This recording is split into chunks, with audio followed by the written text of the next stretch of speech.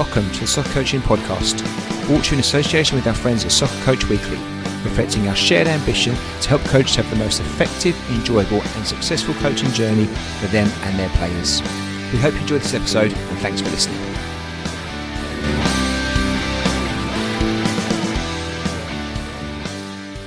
Gerard, welcome to the Soccer Coaching Podcast. How are you? Really good. Looking forward to being here. It's going to be a great chat to share some ideas with you. So I'm looking forward to it. It's great to have you on. It really is. It's a privilege. I say every episode, but it's so true. We're as good as the guests we get on, and you're another great guest that's been kind enough to say yes to volunteering your time, especially the fact I know you're particularly busy, young family, everything else that's going on there. You've managed to get babysitters organised and find a room for an hour to talk to me. So thank you so much for that. How are things? Yeah, no worries. Yeah, good. Just keeping busy, which is great. And so you might hear the odd one of my kids might run in, and I can hear Colin and Mal playing downstairs, so that they might come in and distract me, which is great. But no, it's just been really busy, which is great because at the minute, obviously, I've set up a new platform called ULEARNBLY, which is where we're effectively trying to inspire coaches' curiosity and go beyond the X's and O's, because often a lot of the content, I know there's loads of great stuff out there for sure, but a lot of it tends to focus more on sort of like the drills, if you like, or session design or whatever, the tactics. But actually, how, what underpins that? What's the science that underpins that? How do you build relationships with people? Yeah. How do you design practices that develop players? And I know we'll talk about some of that today. So it's really looking at going beyond that and helping coaches. So I'm busy with that, busy with a PhD, doing a PhD as well. And that's keeping me very busy because I'm investigating how coaches use feedback in their everyday coaching practice. So when they're coaching players, how does the vocab that they use inhibit or at times or potentially help support player learning? What does that look like? How can they develop these environments and use information in such a way that doesn't necessarily tell the player what to do, where to look, or how to move, and effectively give them the answer, but actually use feedback in a way where you're tapping into the perception of the player and you're guiding them to search. So I'm busy with that, and alongside, all the other plates really, Coach Ed, and I'm doing like 1,000,001 presentations at the minute and conferences. And so it's good. It's keeping busy. You're looking very happy and very well on it. So you obviously thrive under the pressure in the business of stuff. So well done. What a fascinating topic for the PhD, because feedback is an art, isn't it? Like, it's I'm not saying it's undervalued, because I think people recognize it as coaches, but it's an art to do it well, right? I'm sure that's probably what you're finding as you're working through your studies.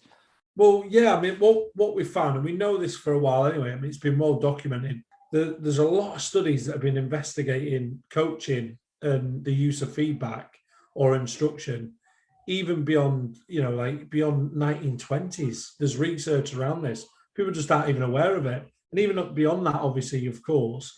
And I'm picking up those literatures and I'm looking at, what's been said, what's people's thought process, what do they see? One of the best papers I ever read that really inspired a bit of my curiosity, and I've been playing around with this stuff for a while. Even when I was at Rochdale, I was an academy coach. And I used to use what I termed game calls, or little trigger words. It could be one word or two words, but and Jurgen Klopp does this a lot. Jurgen will actually have in Liverpool, the vocab is really key, because he'll have words that will signify to the players. Certainly when you deal with international players or people who might not speak English that great or whatever, it's applicable to all really, grassroots, anybody. They instantly all know exactly what we mean. So if it's jump, what does jump mean? And where? So what's the situation? What's the context? If it's press, if it's breaking lines, if it's, a lot of people use, there's too much jargon now really, but, like counter pressing, it's the buzzword, right? It's the latest one. Half spaces has been around for a number of years. I think I first heard of half spaces or Halbram, which is the German word where it came from. So you got Zentrum, which is centre pitch, Halbram, which is the half space, and Orbran, which is like the outside space, if you like. Right. So I remember coming across that in 2010. And obviously people now are buzzing about it. It's like anything, something comes in vogue and then everyone's like, wow, and they're doing this with what's the next 10-year-old. thing? Exactly. But the challenge is, what does that actually mean? Like feedback given or words that we use doesn't necessarily mean feedback received and understood or information received and understood. So I'll give you an example to build on that. Like I said, at Rochdale, I was always curious about, because we talk a lot, we all like to talk, but we share challenges, we ask questions, we'll sometimes give direct instruction. How effective are we at that? And often we're always, even if we shape a question as we're trying to guide and we're asking a question here, but by the way in which we structure the sentence, we're actually pretty much implying what the correct answer is. There's clearly a right and wrong. So I was always curious, is that the right thing? Is it not? When is it right? When is it not? How are we potentially killing creativity? How are we using, and that sort of evolved into my master's and then now with my PhD. And to build on that a little bit, when I was the head of coaching at Bristol Rovers, I always use this example everywhere because I remember it really well. And I was at a training session. I won't say the age group because it will obviously give away the coaches, but the message is fine. And that I was at this session and the coach came up to me and says, "Joe, you're going to love the practice tonight. Really going to enjoy it. We've been working on defensive principles for a while. We've been working on counter pressing. And the lads have got it nailed. You're going to see it, and you're going to see this, and you're going, oh, brilliant. Right. That's tempting fate, isn't it?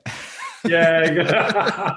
We've all done it. Yeah. And you know what? And this was a strong coach, like really strong coach, great manner with the players, fantastic, really, really meticulous, very curious guy, very young guy. And he's like, yeah, counter pressing and blah, blah, blah. Anyway, long story short, I'm there. There's other members within the senior management team there. So you got, academy manager, you've got under 18s coach was actually there coincidentally. I think, if I remember right, the assistant manager at the time may have been there or around, or there was someone from, just by chance, that wasn't normal, like an everyday practice type of thing. I'm sure Marcus was there, but I can't remember. But the point is that you've got a coach here, part-time coach, or full-time, delivering a session, going to work on counter pressing. I'm watching the session and I'm thinking, I'm not seeing counter pressing. Now, rather than me being judgmental, what I've gone is, are we talking about the same thing? So I've asked out of curiosity. I've said, and I should have done this before, really, but I'd just come in and building relationships. And because normally you say, what's the session intentions that you're working on tonight? How can we make whatever? And it was more of an informal that I was there that night. I wasn't necessarily watching him for study at that particular time. It was just I was at the practice and watching. And anyway, I said to him, "What's your definition? Tell me, what do you mean when you say counter pressing? What does it look like? And actually, give me an example. What does it look like?" Long story short, I had a different definition to him. It's not that my definition was right and his was wrong. Yeah, it's just different, and vice versa. The academy manager had a different opinion. 18s coach had a. So the story is, with 5 or 6 of us, we all have a different opinion. And then I actually called one of the lads and asked the player, and just by chance I said, whatever. And he had a slightly different, and it was a great learning curve for me because I just thought, we're using this phrase counter pressing, but we're not all measuring from the same hymn sheet. And actually, we're assuming that we all know what it means, but the definition is different. And it's not, so we need to all be aligned in because when we're making decisions on players and we're measuring progress, how can you measure progress if you don't know what you're looking for? Yeah. So for me, and then obviously some of the CPDs that we started to try around was around, and I do this in a lot of the clubs that I go in, and I've got better at it over the years, of course, is looking at the vocab piece and what do we mean? So what's our club vocabulary? What terms do we use? What do we mean if we're saying breaking lines, or if it's counter pressing, or whatever it is? What does that look like? And then you can go into deeper in terms of, when you're setting challenges, how do you use the sentence in such a way that doesn't tell the player what to do, where to look, or how to move? Not, let's say, what to think, but you're tapping into the perception of the player. So you're not imposing the coach's perception and the answer of what should have happened in that moment. Because actually, and that's not to say you can't, because sometimes you can, short circuit decision-making process, and sometimes people need an answer and then you can leave with a question. But typically, if we're talking about guiding people's eyes, which is the job, we're trying to improve their problem solving skills. How can we figure out what they've seen? And, because they might have actually seen something that we've not seen from our view. They might have a better solution than we had. Exactly. So it evolved into that, and that's where the PhD came. And the studies that I'm finding is that we're really inefficient at how we coach. When we use feedback, we're typically giving it either terminally or concurrently, which means either like live during play or in the action or at the end, which is fine. We might deliver it. Some people might go, you know what, I'm going to manage the physical training loads and I'm only going to coach in the water breaks. I'm only going to coach during the rest periods. I'm not going to stop play. Brilliant. That's fine. So you're going to let them play, get loads of, okay, good. But the challenge is if you're going to deliver either concurrently or terminally, you're going to sort of plan your interventions. You're going to try and plan how, when you share information. And there's different ways you can do that. I'm predominantly looking at verbal because it's the most dominant coaching behavior, and yet it's the most ineffective. And we know that because we've done several interviews, and I'm building on the back of lots of research as well that, coaches have often reflected and gone, oh, we do this. But when we've actually looked at the practice, watched the video back, or even you got a mind up, or even you ask the players, it's not an accurate reflection of what actually occurred. And, some coaches might go, ask loads of questions. They actually didn't ask many, if at all, any, so coaches aren't very good at self-reflecting or being accurate. Obviously, if you try and see everything, you see nothing. So it's really difficult to be really, purposeful in your observation. What is it that I'm really looking out for today that I'm going to try and notice? So the art of noticing, which is a key skill of a coach, knowing when to say something and when not to. Obviously, you've got haptic, you've got visual, you've got auditory, you've got different ways. We could show them through a whiteboard, you could show them with cones, you could show them with blue tack, you could show them with, the iPad. You could do a Nagelsmann if you've got the money with the big TV, or you can do old school and you can have players moving in the ball or whatever.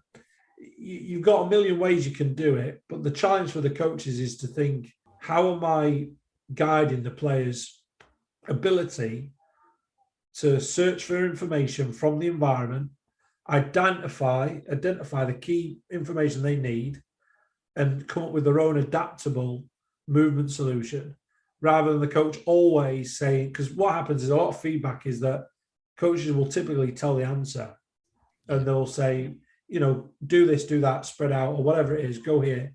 Players will do that. They don't necessarily know why they're doing it. They're doing it because the coach has told them to do it.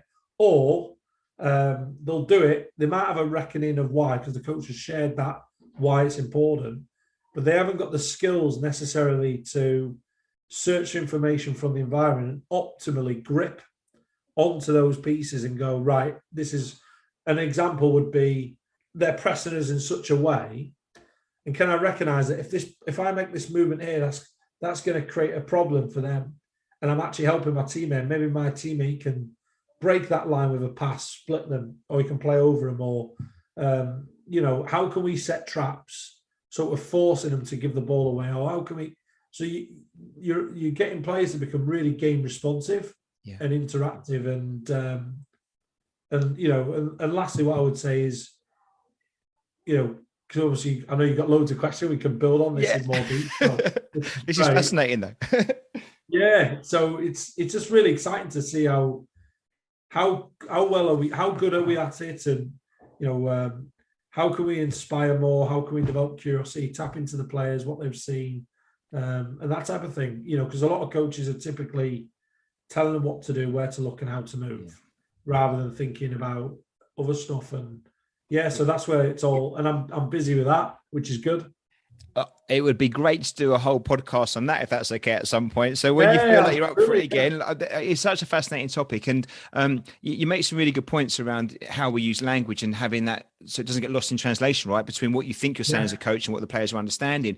We've done some work with our under 13s recently where we've looked at behaviors, and we've kind of got 6 behaviors that we all agreed would make a great team. So we kind of got things like a desire to compete, a desire to improve, resilience, ownership, confidence, and teamwork.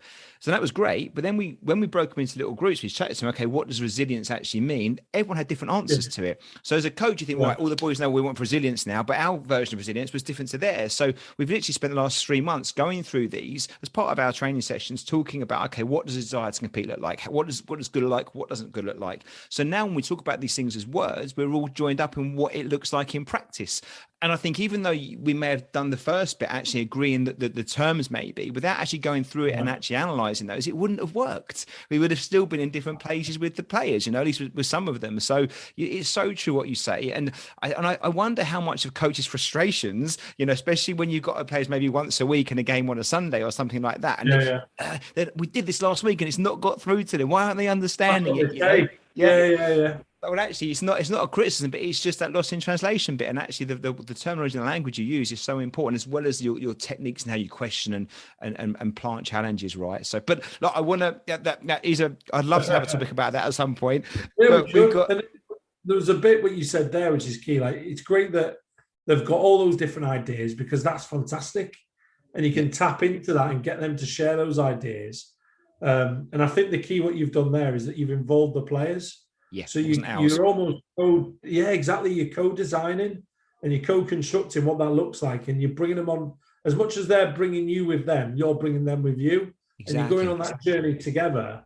It's a great exploratory sort of exercise. You get the buy-in, don't you? Yeah, it's not just, you get the buy-in. It's back a bit about the how questions. I mean, like, okay, you may know what you want your players to do, but if they understand why and how the why, but why they're doing it is so much deeper, right? The same thing, we may want to create this like particular team, but actually if the players lead that decision-making, they buy into it much better. And really, when you ask a question, the players give you the answers you're going to want anyway, because you want the same thing, right? You want to be a great team. You want to win loads of games. You want to play loads of great football. They know what they want to do. It's the same as what the coach wants. But if you just tell them that rather than actually, and then ask them, okay, how do we get there then? How are we going to be a great team? What's that going to require? And then suddenly they're involved in that, and they start thinking, and they're going to think the same things you're thinking anyway. It's just coming from them rather than you telling them. So what I'd add on to that just quickly is that because there's so many good points that you've made there. Often when we're designing these practices, if it's a game or whatever it is, or even when we're coaching, a lot of coaches are preparing players for something that's like it's too patterned. Yeah. And it's too sort of prescriptive, too organized. Organized, very structured. But the game isn't that. The game isn't any of those things. Chaos, it's chaotic, right? It's unpredictable, and it's random, and it's forever changing.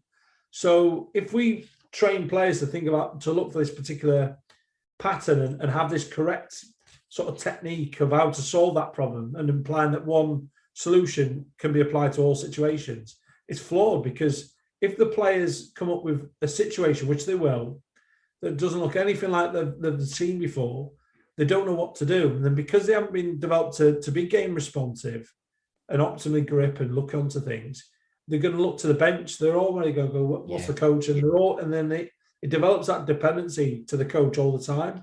And I would just say to anyone listening is that every player has their own unique movement signature. So we've got to recognize that every player is different. Body, your body type's different to mine. Height, size, everything we're different. Van Dijk is different to another player. So their solutions, we've got to tap into that and so on. And the other thing is viewing practice as search, or learning as searching. And that was a phrase that came out from a researcher called Carl Newell. And that was one of my first papers when I was saying, this paper that inspired me. And I remember seeing this phrase called learning as searching. And I was like, wow. And it's basically thinking about how we can create these environments where the players are looking for information from the environment to come up with their own adaptable and unique movement solution. Exactly. Rather than us prescribing, as you said, that prescription of, here's the correct answer, this is the correct way of how to do it. Yeah. When actually, can we develop their skills to scan more, to search and discover and exploit? But yeah, really cool.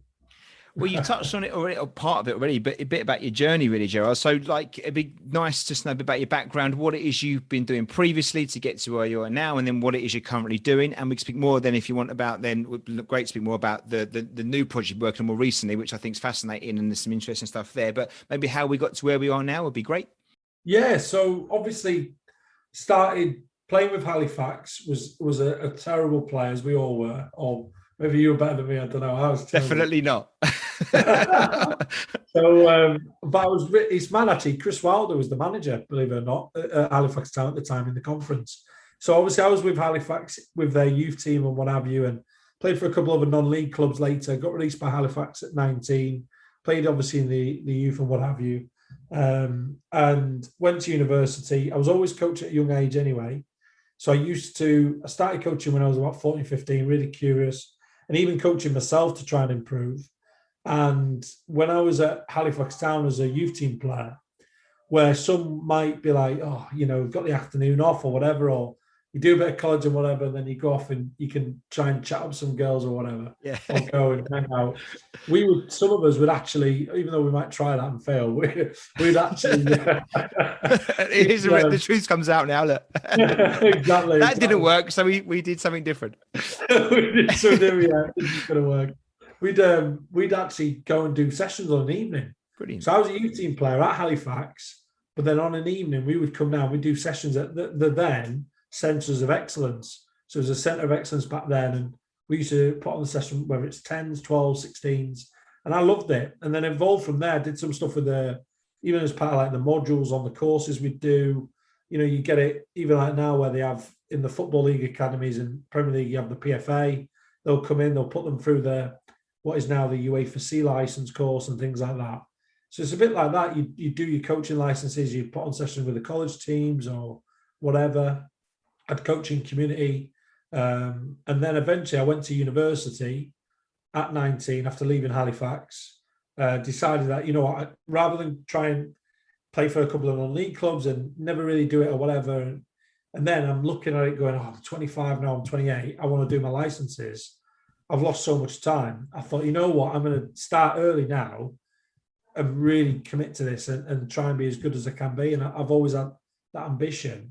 And it worked well. So obviously I went towards my licenses, started coaching with the university team, women's team, and then I was doing my own soccer school stuff, set up my own coaching business.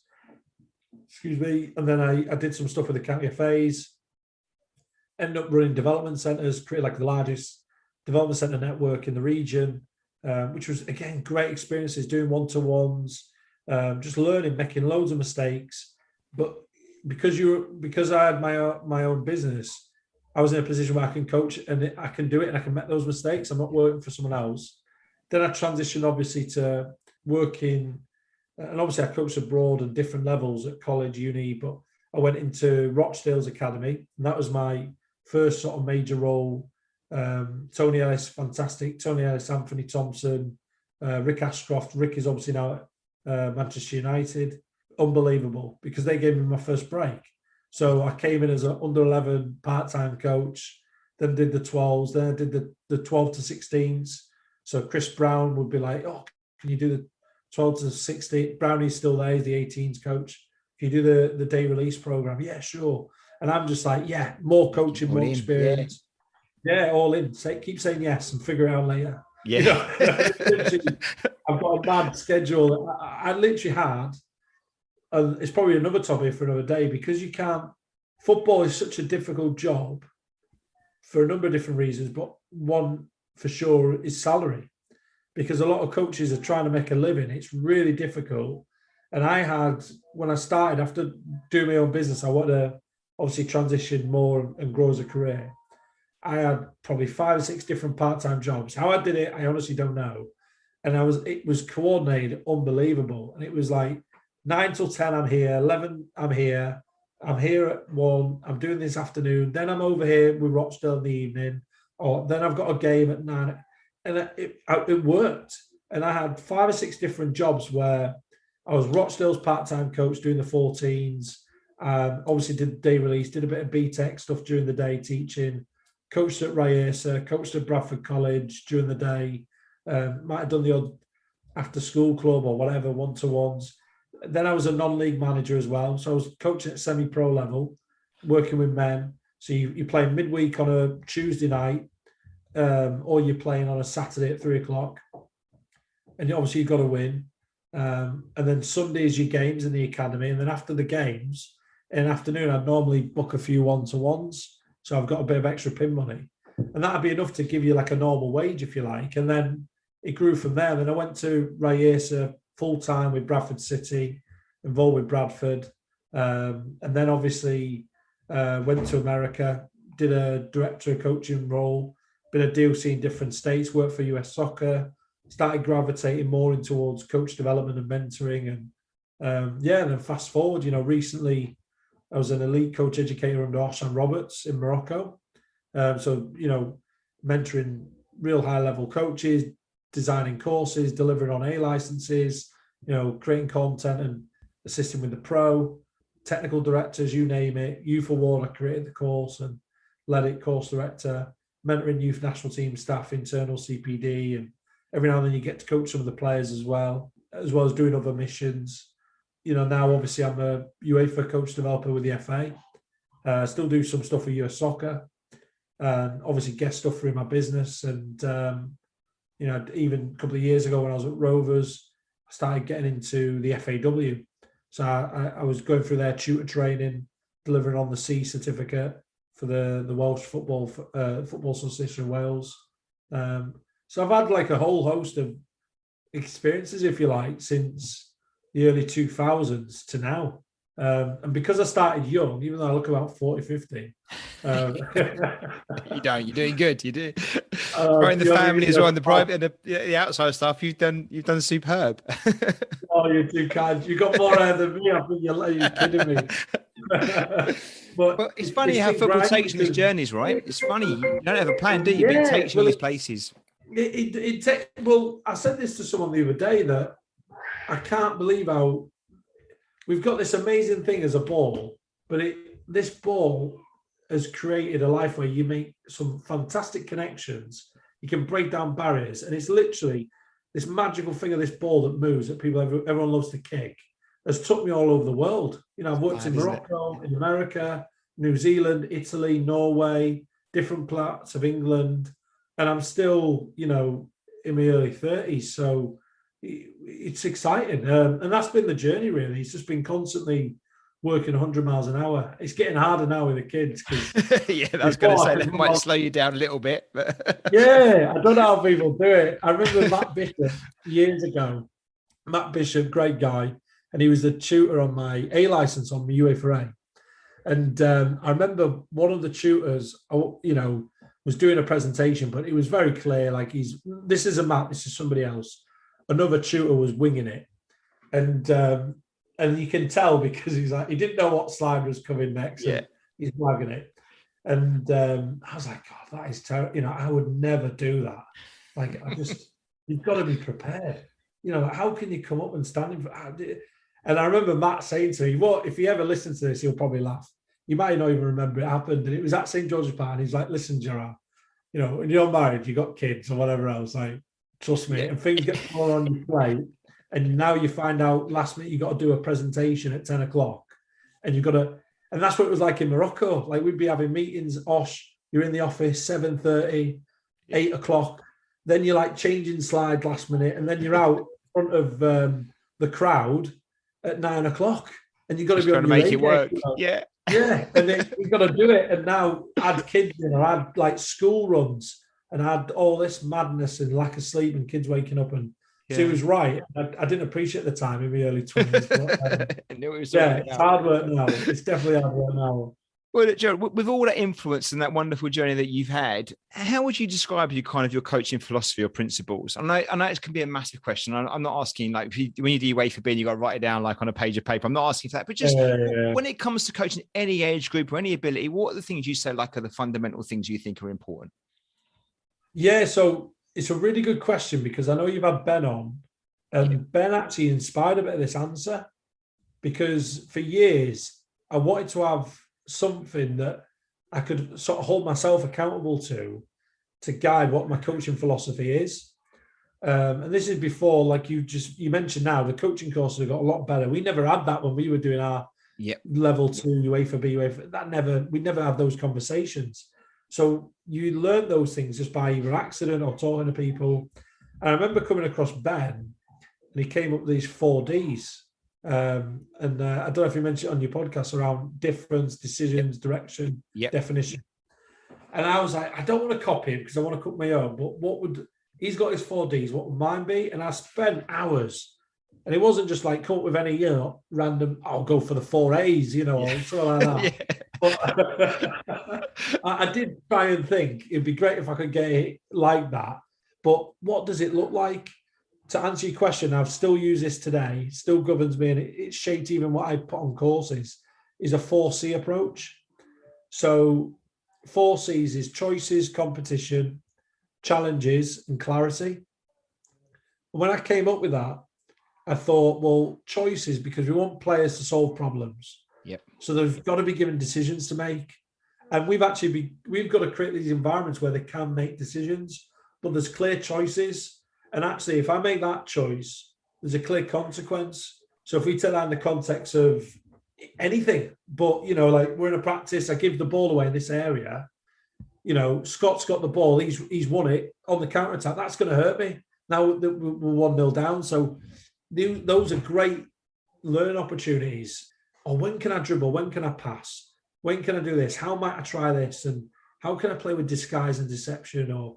So I came up with choices. So everything, how we guide and developing players' choices, right? Competition, because it's got to be fun. It's got to be engaging.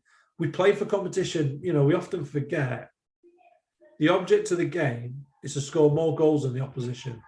And that's it. And that's a huge part. And it is fun. It's not a bad word to win. Winning is a bad word. 100%. If it's at the detriment of learning, that's a different topic, of course.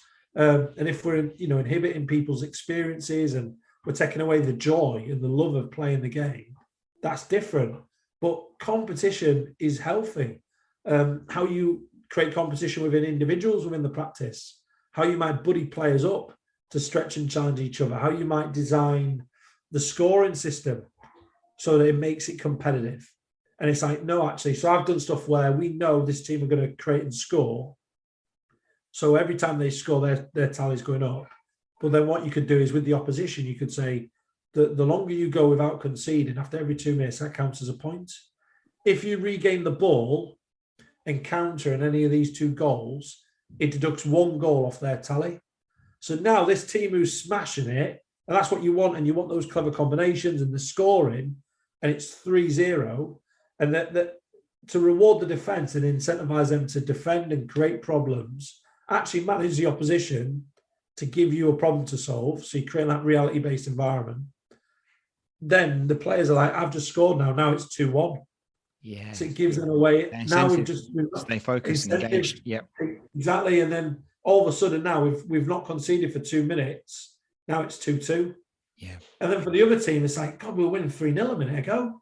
So all the effort ramps up, doesn't it? Everyone's commitment gets a bit more, and everything is a bit sharper, and suddenly the session is much more effective than it might have been otherwise if you're just kind of going through the motions without that challenge or competition. Exactly. Yeah, very good. The competition is like, it can be in so many different ways, whether it's how many 1v1s can Scott get against Gerard today? That's what we're going to look at. That's what we're going to notice. Or it can be individualized. It can be you can play with this. Yeah. So competition, and then, or even if it's like promotion relegation games, or, next goal wins. We've all done that. And kids are like, what? And then it's like, God, next goal's the winner. So you can play with it. And then clarity, because the most important thing is what's the relevance to me and why? So often we always forget that, and especially now, the player of today, he will tell you, she will tell you, they'll be like, what am I getting out of this today? What's relevant to me? And I always try and think, like, if we're doing a possession practice, we're trying to work on our principles, whatever it may be, directional game, great. But what about, let's say, Scott, who's the number 9, and actually he needs to work on one-on-ones against the keeper and finishing whilst under pressure. So can we design the practice in such a way where, yes, we're working on our team principle and we're reinforcing our values or working on whatever it is we're trying to work on, for that aspect. But within the practice, when the ball arrives to Scott, let's say, he's one-on-one with the keeper, and only he can receive, he can run into or receive into that zone, and he's got, I don't know, 5 seconds, 3 seconds or less to get a shot off and score. And then maybe you could have a defender recovering from behind, but only one defender. So he's got that pressure from behind, but he's getting that repetition of one-on-one against the keeper. If he needs confidence against the keeper because he keeps missing the shot and he keeps fumbling, design that practice. Yeah. When he's one-on-one, only Scott is one-on-one against the keeper. So he's getting repetition without repetition. He's getting that learning experience up there. But we can still be playing down here before that next ball comes to him. And then the ball's back in and we're working on possession with direction and building.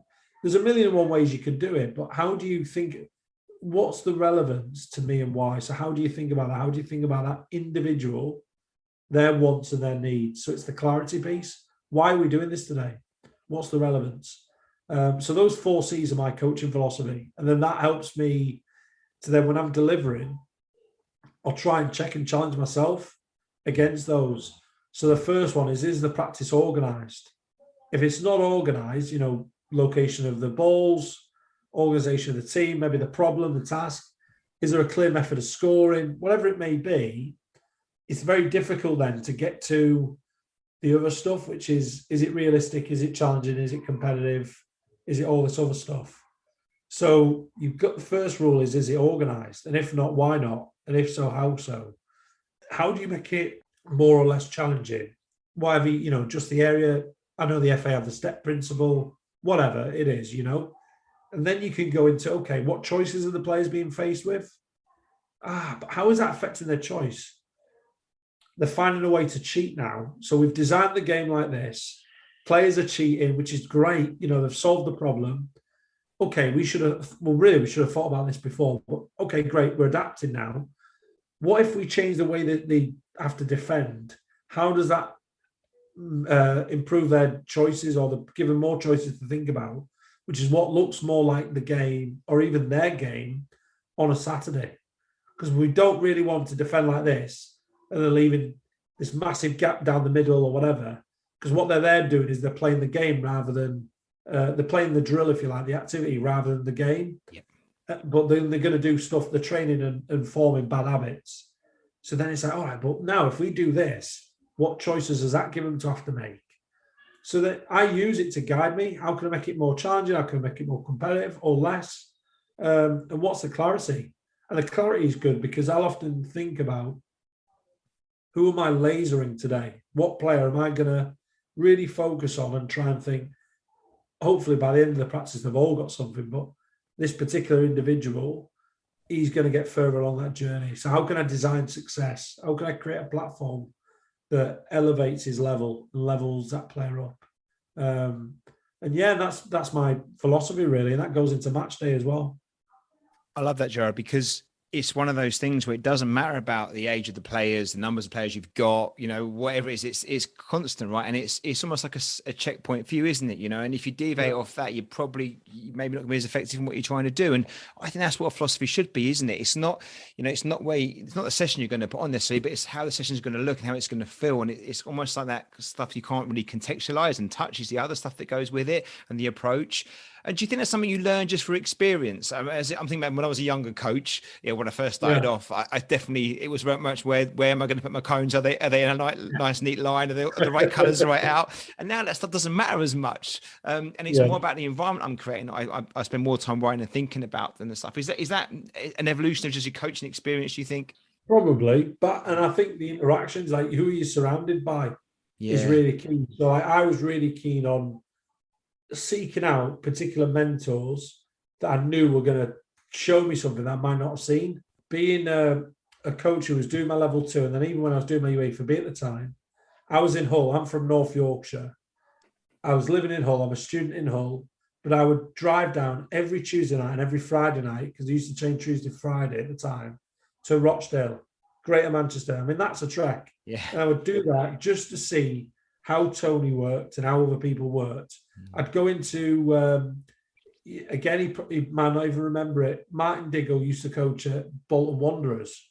And if anyone who doesn't know, Martin Diggle, he's now head of coach development at Liverpool.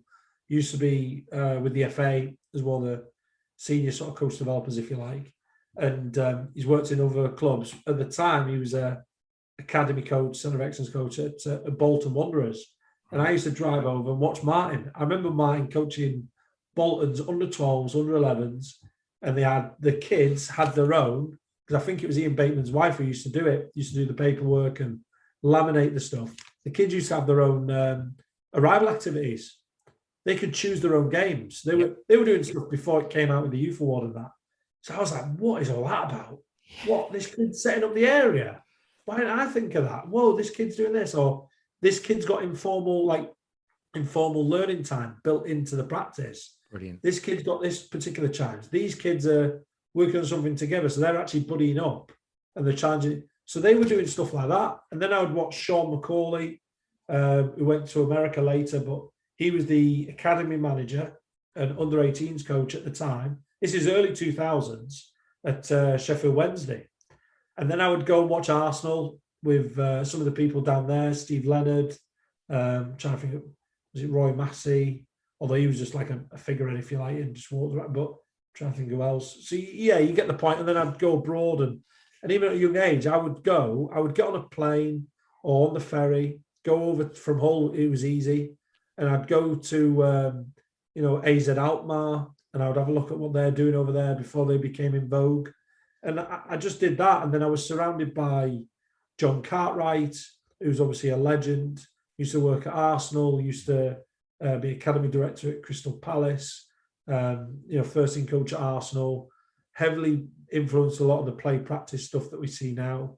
Roger Wilkinson, loads of different people to, turning up and not being in the professional game. I was coaching at grassroots level, trying to get in, still learning, doing all those things, like you said, like focusing more on the session.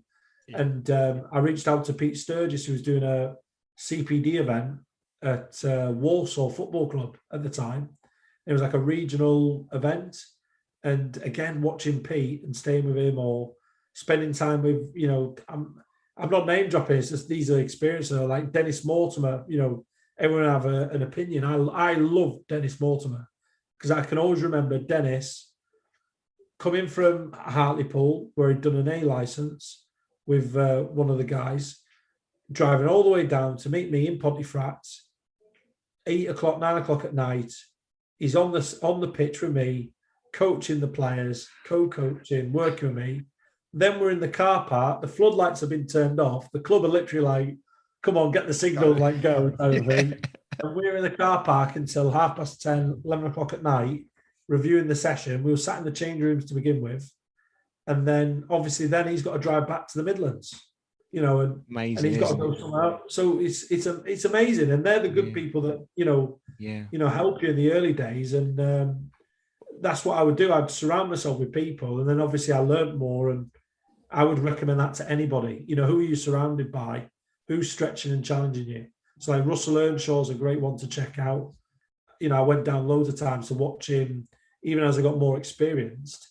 I'd watch him train in England under 18s. So I went down to Leeds, and at Leeds University, they were running like an England regional training camp. And he was there just watching how rugby did it and how they develop people. And so, yeah, I'd encourage that to anybody. Check out other sports and so on. Well, I'm going to guess, Gerard, then, because this is really the point of the podcast, or at least part of it, was to talk about your latest project that you've been involved in, something you created yourself. And I'm going to, so this is ULEARNBLY, right?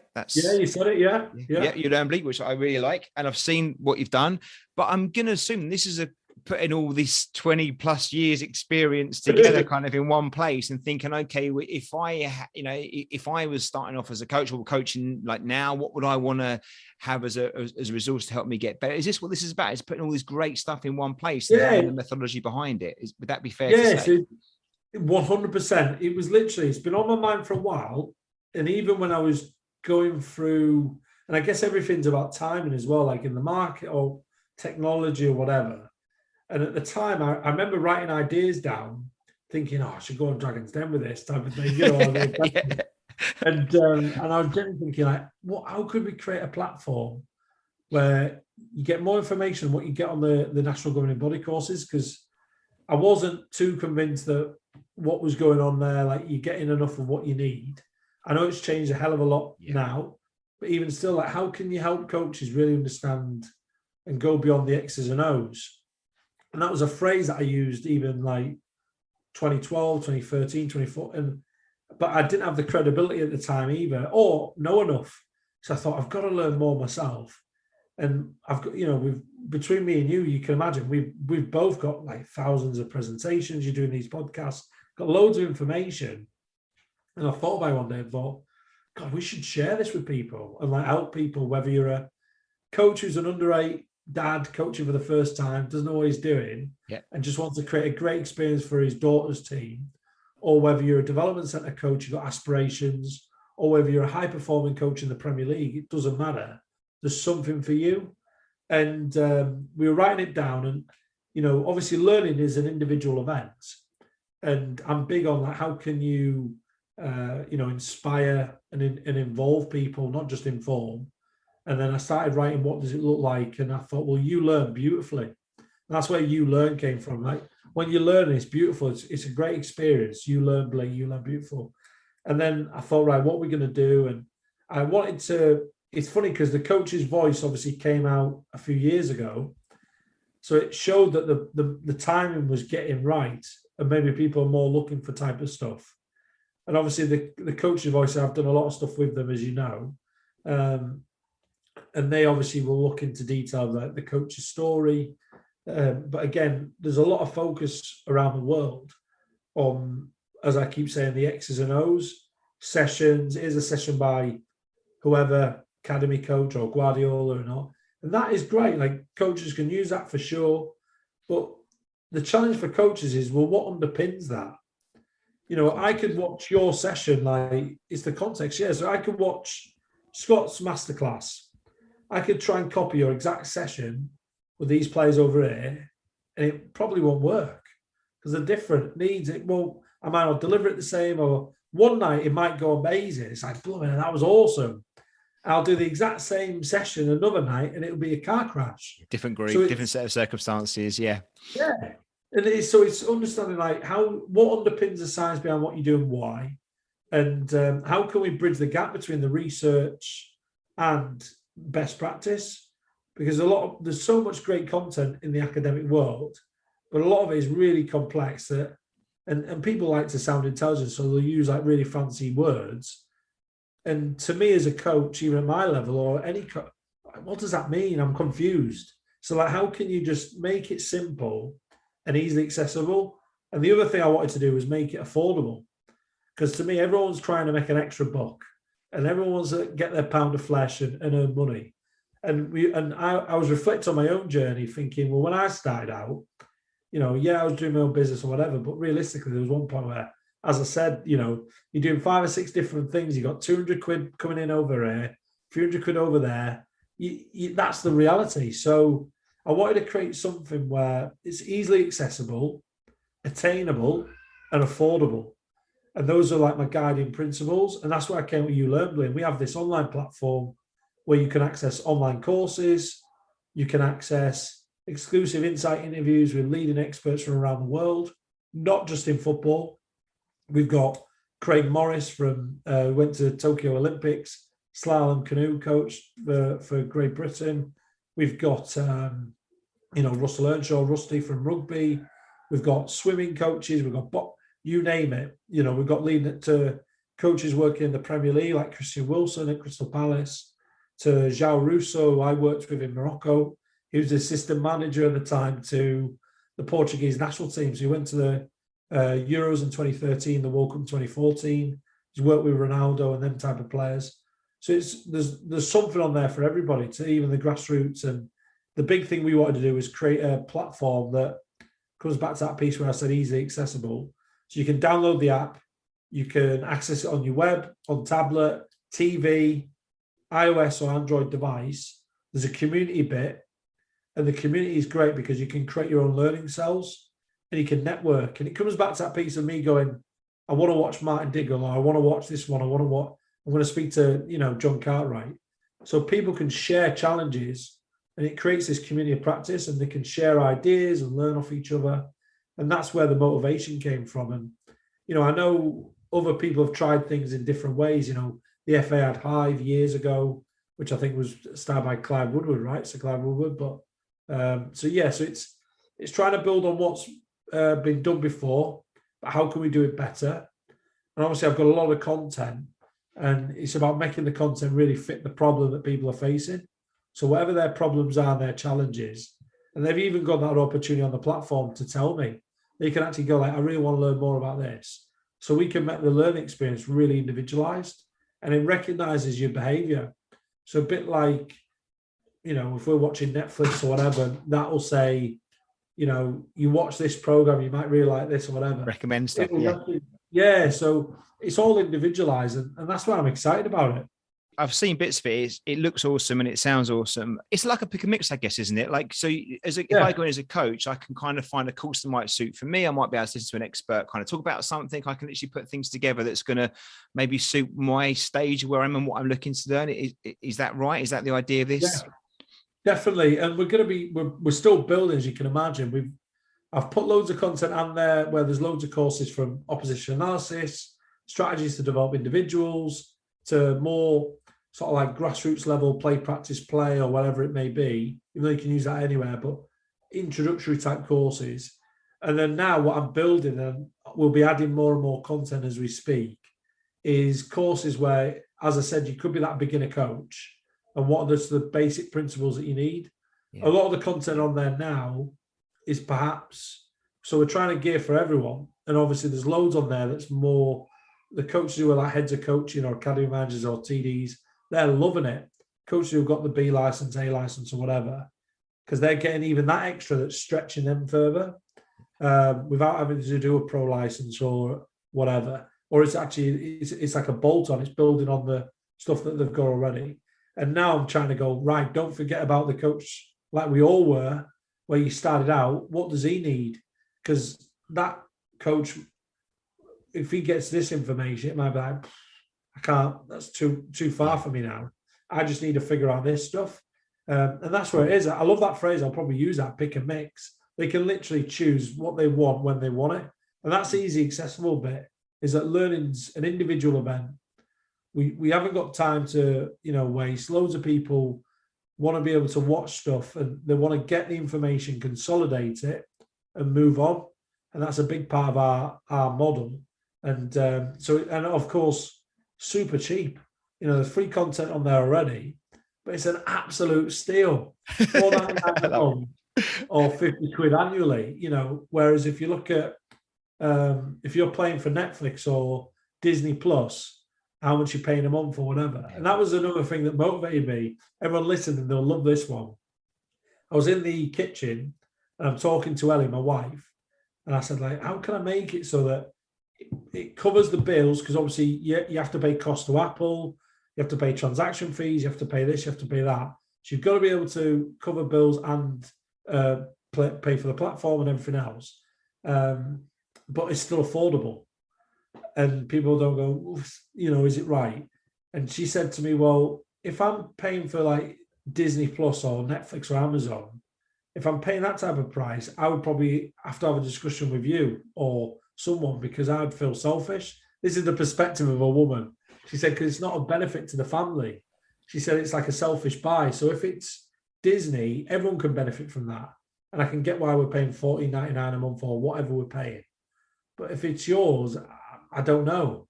But if it's less than 6 quid, I won't bat an eyelid. I won't think about it. Yeah. And then I said, well, you know what? I'll go one step further. I'll make it cheaper than a $5. And that's where it came from. Yeah. Consumer psychology, you see. Look, that's what it's all about, isn't it? But it's value for money, isn't it? And look, you said at the beginning that there's lots of stuff out there, but maybe even too much stuff in some ways, because you've got to try and find, I'm not saying good or bad, but just lots of it. And what I've seen from what you've done here, not only is the content really high quality and really good stuff, but what I think also comes across a bit different from your platform is you do focus on like the other side of the coaching. So it's not just the practices, it is the how and the why, right? It's got that embedded into it, which I haven't seen in some other places, to be honest with you. And I think, again, The challenge is, I guess the more experienced coaches will value that. The less experienced coaches may not recognize that as being important straight away. And one of the challenges for you is to make sure they understand, actually, this is really good because this will help you be the best coach you can be a bit quicker, maybe. Is that Absolutely. something that you meant to do from the outset, to move away just some practices? And are you pleased with how that's gone? Yeah, absolutely. It's, for me, it's not just the what, it's the how. Yeah. And we focus so much on the what, but actually the how is what makes the difference. Yeah. And there's probably a lot of content out there already.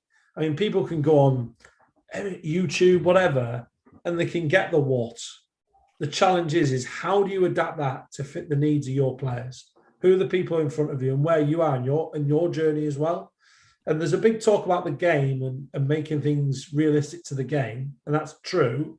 But coaches have also got to be aware of what does their game look like, because there's the game and there's their game, and there's their individual identity. But there's also, the game at 77 looks very different, or even the 11-11 stuff at certain kids, as you've seen, to what we see with Man City playing in the Champions League. It's not the same game. Yeah. So we've got to be careful that we don't try and impose too much of adult stuff onto these kids too early, when actually we've got to figure out where are they at this moment in time. And so again, it's understanding that and what's the science that underpins it, and we share loads of examples that are giving people ideas to go away and try it and get better at the how, not just the what. Because at the minute, everyone's trying to copy and paste. That's the what, that's a great book, copy paste. But it doesn't work like that. And we're all different, we're all unique. We've all taken those sessions where we kind of put it into our players and realize that they can't do this. Maybe I'm delivering it wrong, or the session's not right for the players that we've got. And again, I guess you learn that with time, don't you? You've got to look at, okay, what's our environment? What are the players? What's their age stage? What equipment have we got? Where are we training? Do you know what I mean? What does it look like? Because watching Man City ping these passing jewels around on a lovely pitch with us training facilities, like with high technically quality players. And then I've got my under sevens, on a dirty old field somewhere. We've got the sheep out of the way. You kind of think, why is it not working? But we've all kind of done these things, and I love the fact that your approach is different. It's saying, look, there's loads of things out there, but actually just encourage you to pick the ones that's going to work for you. And it's a process, right? We could get to the Man City stage of things at some point, but we've got to start off maybe a little bit lower down before we get there, and it's brilliant. So obviously it's up and running and it's going well, so we can subscribe monthly or we can pay an annual fee, and so coaches will get courses, expert kind of presentations. They'll get what else will we get for our subscription? So you get access to all the online courses across different subjects. You can set your own goals, so you can track your own progress, so drive your own learning, which is great because you can hold yourself accountable. You got access to a community which allows you to share information, create your own communities of practice, and grow your network, which is key in football. Football, like any sport, it's all about profile. Obviously, they're getting access to content, not just in football, but across different sports, and the research as well. So if we're saying, the research behind this practice design, we're offering them best practice and what that looks like, but we're also showing them the science as well. So there's that constructive alignment. And give you an example, there's content on there where it really is premium. There's content on there that includes stuff that's going on at the top level with Roberto Martinez, in Belgium, and what he's done with the national team, or stuff that I've done in Morocco, or stuff that other people have done at other clubs, and that's worked. But then there's also the science, as I say, that underpins it. And they get access to the interviews. You can also access mentoring services, so they can get bespoke and individualized mentoring for them and have their own personal mentor. And myself, and I've got people who work with me now, I'm growing it and it's getting bigger.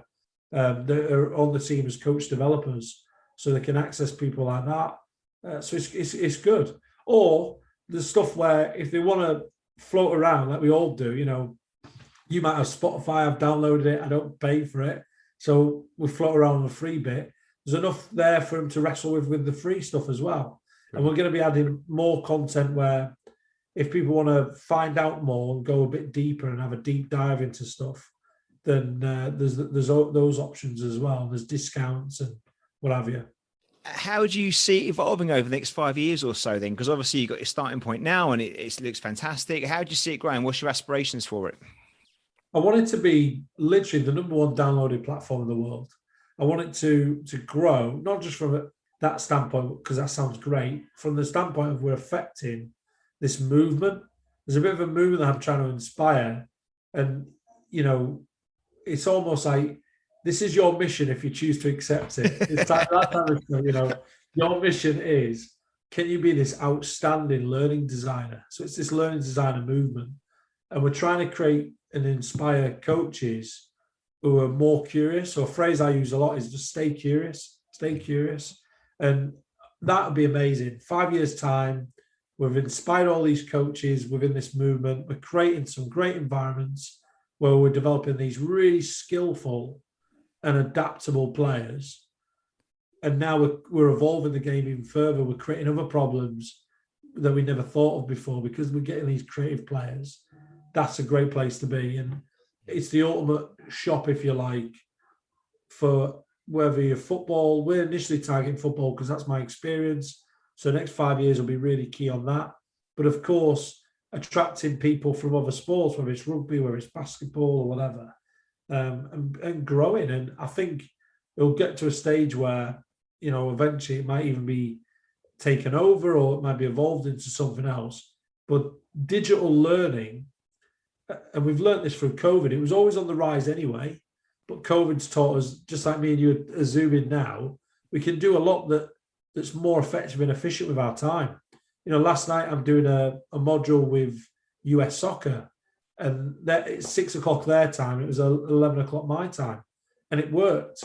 So there's so much that we can do that's virtual, and that's where my motivation is. And obviously we use that, we're glued to our phones, aren't we? Probably badly, but we're glued to them. So it's, if you've got their attention, how can you get them to be better at it? Because I think we live in this world where, like you said right at the start, noise, and there's a hell of a lot of that going on, and we're all guilty of it. We get distracted by Instagram, whatever, and then all of a sudden an hour's gone by, right? And you're like, oh my God, what have I done? So, and the players are like this. So for me, it's how can we capture your attention? Where do you do your best thinking? Like, where do you do your best thinking? Where are you at your best? How can we stretch? Is it when the kids are in bed and you sat on the sofa and you can get the tablet out or the phone or whatever, and you can just watch something, otherwise there's a danger of, we all need to switch off, but, are you prioritizing other things above your learning and development? If it's Netflix or whatever, that's great. We can all do it, but actually I've got 5 or 10 minutes here or 40 minutes. I'm going to put this on me and I'm going to take charge of it. And it's great because people have literally got that easily accessible bit. Yeah. It's there. And when they've got that free time, they can choose when they want it. And I think the way that the modern world is now, that's you have to adapt like that, don't you? So hopefully 100%. It'll grow. Well, I think you've done a fantastic job of getting it together. It looks great. The stuff I've seen is excellent. I'm sure it's going to go from strength to strength. We'll put all the links and stuff in the show notes so people can find it easily and everything else. Oh, great. But thanks for summarising it. We could speak so much more about ULEARNBLY and more details. But if it's okay, maybe again, if it's not the feedback talk, we can look at this maybe 6 months or 12 months and see how it's grown and what's gone on there, and you can update us on how progress is. Does that sound all right? Yeah, let's do it. Sorry if I've talked too long, because I could talk to you all day. I love it. Honestly, it's brilliant. And there's almost too much stuff we can go through. But I've done, I promise you an hour, and I know I've gone over that already, so I'm not going to take you much longer. But no, you've been fantastic. But we ask all our guests this question. I don't want to let you go not asking you the question as well. If there was one thing you could change about the world of coaching, just one, what might that be? I would say premature professionalism. So like with players, forgetting that they're on that journey and they are young, and yes, we want standards, and yes, we want to win, or we want to win with style, we want to do all these things, and we've got this idea of excellence and what that looks like. But whether you're a grassroots coach or you're an academy coach, whatever environment they're in, why are they there? They're playing the game because they want to have fun, they love the game. And I don't think we should ever forget that, because as we said right at the start with the podcast, this ball has this unique power just to connect people. Yeah. And we often forget that. And then we treat them like these sort of top athletes, and we put too much pressure on them. Even at the top level, they do it. And we can forget like what brought them in the building in the first place. What are they good at? And what what do they love? Like, why did they get attracted to football? Yeah. And why is this like their release valve? And don't take that away from them. Like, don't kill that. You know, we've got to create this love for the game. That's lifelong learning. That's that lifelong love. So that me and you are still in our 70s and we're still talking about the game, and the joy it brings. So I would say be careful of premature professionalism.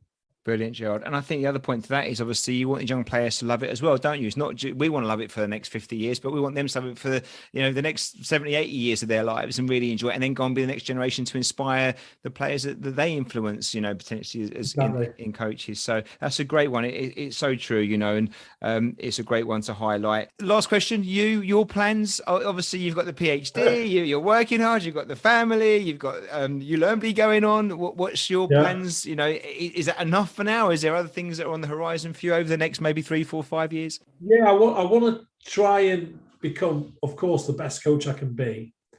And I'm in a weird stage really right now. Like, I'm probably at my lowest confidence, believe it or not. And I'm really tough because I've gone from coaching every day and being outstanding at coaching. And I'm not saying I'm not good, but then I've gone to obviously mentoring, and then that's took me a little bit further away. I'm not coaching as regular. And I want to get closer to back on the. I love mentoring. I love working with people. I love creating stuff. Very good at design. Very good at methodology. I love it. But I want to be back to where I was, or even better. Of course, I'll be strong, but I know I'm not at my best. I'm not at my peak powers. And is that because you haven't had the hours on the grass recently? Is that what you mean? Because you've been away from a little bit out there doing it in practice as a practitioner. You think maybe well, even like COVID will have had a part to play in some of this, sure, for sure. But if there's a couple of things that are going on, so for example, going into coach mentoring, and it's different in every role. If you're a head of coaching at a Cat 1 academy, it'll be very different to, never mind another Cat 1, but a Cat 3. Cat 3. You're head of coaching for everyone. You're responsible for 25, however many staff, but you're not taking a team per se. Some may do. They may work with the 18s, but typically you're not taking a team. So you would cover the session here, cover the session there, or co-coach, but you're typically obviously mentoring the coaches. Yeah. There'll be others who are maybe the head of coaching, but they are the under-23s coach as well. So that's great. They're going regular. And going to America was incredible because you're coaching every day, and I'd be coaching across multiple teams and multiple games. So your experience is going even more through the roof than it was before. And then fast forward to obviously recent years with mentoring, and then obviously delivering guest sessions, which is great. Obviously, I'm good at it, but then going to Morocco, and I'm not delivering as much. I'm doing a lot where I'm probably sat presenting to people, or stood up presenting, or at a laptop. I would do the odd sessions, and that I used to do that really well. That I used to literally message the coaches and national team staff, and they'd be like, "Yeah, come in," to keep myself fresh. So I'd do a session with the under-17s women's national team, or under-20s, or under-15 men's, or whatever, just to keep sharp. But there's a big difference between coming in and doing that session and then going away, or coaching them on a camp or whatever, and coaching them every week. Yeah. There's a huge difference. And taking them for games, and I've gone from a period where obviously I've just left Morocco, transitioning back. Obviously the borders closed. I didn't get to see my family, missed the birth of my second son, and all those challenges. And I've come back, and then now I'm talking to different clubs. I'm obviously flirting with people. I'm trying to find the right role. And I guess the next step, probably a really long answer, is getting my confidence back up, getting more on the grass, and fulfilling my own ambition, really, of I want to be this outstanding coach. I want to see someone that's recognised as this really good thinker in the game, that's developing players as well as coaches, but really, really effective on the grass, and see where that goes. See where it goes. It could be into high performing, which is where I've obviously worked at another environments. I might then gravitate more into the youth. Am I going to senior, or I'll have to go with the flow of it, but definitely getting my confidence back, because my confidence is an all-time low at the minute. But I would imagine it's quite refreshing to hear someone like you say that, to be honest with you, because you look at your CV, look at what you've done, you look at what you're doing and where you are. And if someone like you can have a bit of wobble around their confidence, I think it inspires us all to think, do you know what, if we haven't got such an illustrious history behind us of experience, and when we get a little bit like, you know, are we good enough for this? And are we what our players need and stuff, you know, and that self-doubt, I think in some ways it's nice to hear you say it and to be honest about it, because coaching can be quite a lonely thing, can't it? You know, and you know, however much it is a network and it is very sociable, and if that is still you, isn't it? It's all on you at the end of the day, you know, and however much you share some responsibility with other people, it feels very much, especially if you care, right? Because you want to do the best you can, because you recognize ultimately it's the players that are going to benefit from a good performance or suffer from a bad performance. So look, I think you've got no reason to be not confident, but that's easy for me to say that, right? And if you really want some hours, you can come down to us anytime you like, and I've got an under 10s, under 13s group that will love you, so you're more than welcome. We'll do it. Open door as always. But the truth is, it's hard if you're not out there doing it. You know you lose some of that rhythm, right? But it's like riding a bike, I would imagine. Once you're back out there, it's going to be just, you know, back into no problem at all. No, and I'm excited. I'm excited for the future, because I think we're seeing like a new wave of coaches come through. Like even yourself, so curious. We're having this great conversation now, and there's a lot of coaches who are coming right through the ranks now. Have got more curiosity, more education behind them, and so I think the game's in a great place. And I'm excited to see what roles I evolve into, really. And I'm going with the flow. Years ago, I had everything. I'd write my targets, and I'd planning it out. I want to get my A license by this age. I want to get. Now I'm like, just go with the flow. Go with the flow. Wing it. Wing it. Shoot from the air. Brilliant. Well, look, thank you so much. So, Gerard, it's been a pleasure speaking to you. I'm really grateful for your time. I've gone well over what I promised you, but I'm so grateful. No, it's me. I'm killing you with the long answers. Yes, one question 20 minutes later. I've got those great answers. I've got you lined up for 2 more. So we're going to do the feedback one at some point and an update on ULEARNBLY as well. Is that all right? Yeah, 100%. It'd be great. I love it, man. Well, look, best luck with everything. I know it's going to do really, really well. I'll be all over it. So I'll be one of the punters there, subscribing and getting involved. So thank you so much. But look, whatever you do, best of luck. Great luck with the family as well and stuff. I know you got your hands full there, so I hope the kids aren't too demanding. But let's stay in contact, and I look forward to speaking to you again soon. I love it. Honestly, thanks for the opportunity to talk, and I'm just excited to share some experiences and ideas with coaches. Awesome, Gerard. Thanks so much. Cheers. This episode was brought to you in association with our friends at Soccer Coach Weekly. Established since 2006, Soccer Coach Weekly is a leading source of inspiration and advice for all grassroots coaches. Join thousands of youth soccer coaches just like you, saving time and effort in their goal of having the most effective, enjoyable and successful coaching journey for them and their players. Thanks for listening. I hope you enjoyed the episode.